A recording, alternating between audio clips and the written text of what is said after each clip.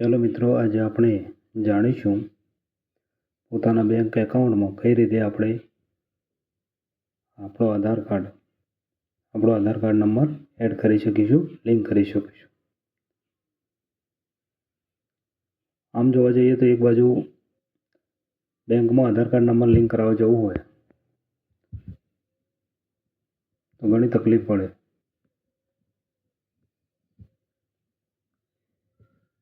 લાઈનોમાં ઊભા રહેવું પડે, બધું થાય. પરંતુ આજે આપણે આ જાણીશું કે પોતાના મોબાઈલથી ઘરે બેઠા આપણી કેન્દ્ર સરકારની એક વેબસાઇટના આધારે આપણે ઘરે બેઠા આપણો આધાર કાર્ડ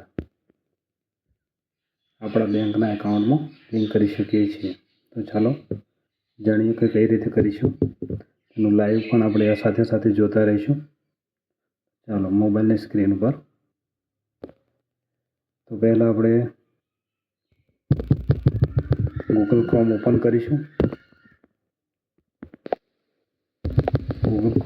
કરીશું. ગૂગલના સર્ચ બારમાં જઈને આપણે સર્ચ બાર છે ગૂગલની, તેના સર્ચ બારમાં જઈને આપણે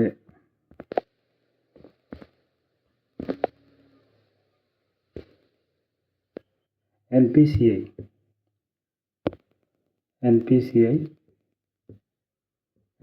સર્ચ કરીશું. એનપીસીઆઈ સર્ચ કરીશું એટલે કેન્દ્ર સરકારની જે એક બેન્કિંગને લગતી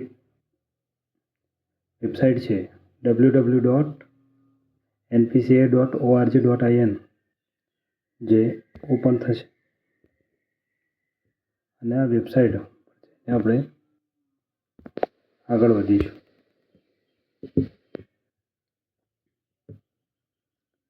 તેની મોબાઈલ સ્ક્રીન આ ટાઈપનું ખુલશે. એનપીસીઆઈની વેબસાઇટ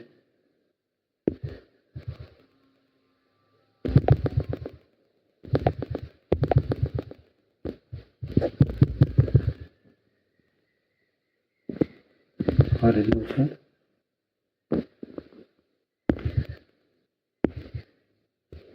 બેંકની તમામ સુવિધાઓ અહીંયા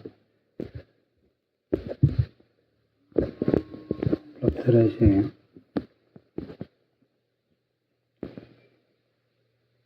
આધાર બેઝ સિસ્ટમ,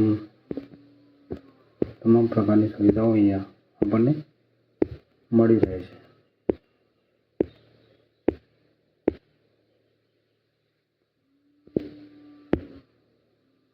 ત્યાં નીચે સ્ક્રોલ ડાઉન કરીશું એટલે ત્યાં આપણને એક જોવા મળશે કન્ઝ્યુમર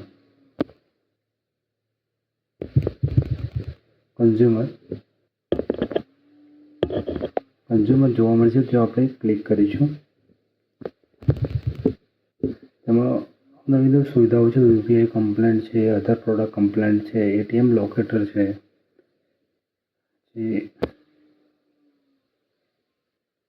આપણે ભારત આધાર સીડિંગ ઇનેબલ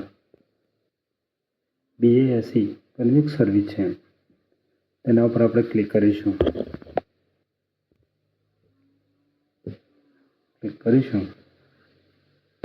એટલે ઓપન થશે.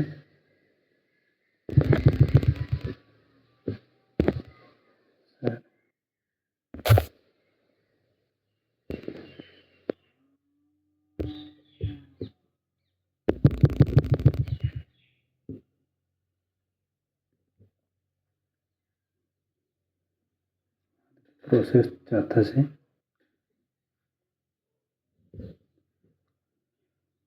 તો ઉપર લખવામાં છે રિક્વેસ્ટ ફોર આધાર સેન્ડિંગ. તો અહીંયા ફોર્મ આપણે ચેક કરી લઈશું પહેલાં એકવાર.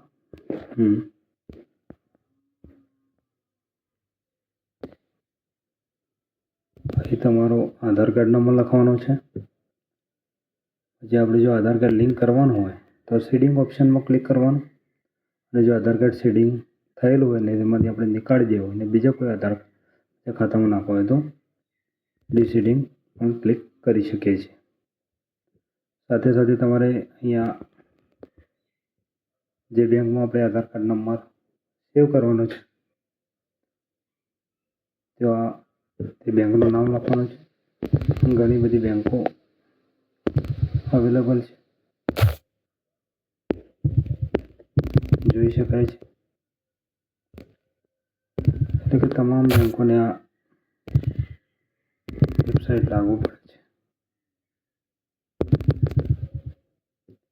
પછી અહીંયા આપણો એકાઉન્ટ નંબર લખવાનો, ઉપર એકાઉન્ટ નંબર લખ્યો હોય તે અહીં નીચે લખવાનો. ત્યારબાદ ટિક કરી દેવાનું અને આ કેપ્ચા છે એ નીચે લખી દેવાનો છે અહીંયા. ત્યારબાદ પ્રોસેસ ઉપર ક્લિક કરી કરશું એટલે આગળની પ્રોસેસ થશે. પરંતુ મહત્વની બાબત એ છે કે આ પ્રોસેસ તમારી આ સેશન એક્સપાયર ખતમ થાય તે પહેલાં ક્લિયર કરી લેવી પડે. અને આધાર કાર્ડ બેંકમાં લિંક કરતાં પહેલાં આધાર કાર્ડમાં મોબાઈલ નંબર લિંક કરેલો હોવો જોઈએ, તો જ આ સર્વિસ આપણા માટે શક્ય છે. ડિજિટલ રીતે આપણે ઘરે બેઠા પોતાના મોબાઈલથી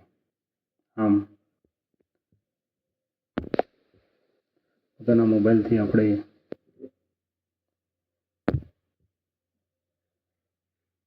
બેંકના ખાતામાં આધાર કાર્ડ લિંક કરી શકીએ છીએ.